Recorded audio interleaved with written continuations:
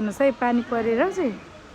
हाम्रो घरतिर चाहिँ यस्तो राम्रो भ्युजहरू देखिन्छ कि यस्तो राम्रो भ्युजहरू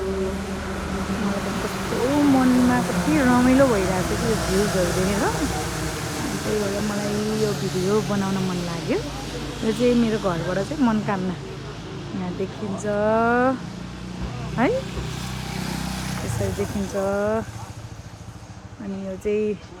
यहाँबाट अब पानी धेरै पर्यो भने त्यहाँबाट झर्ना कति धेरै झर्नाहरू आउँछ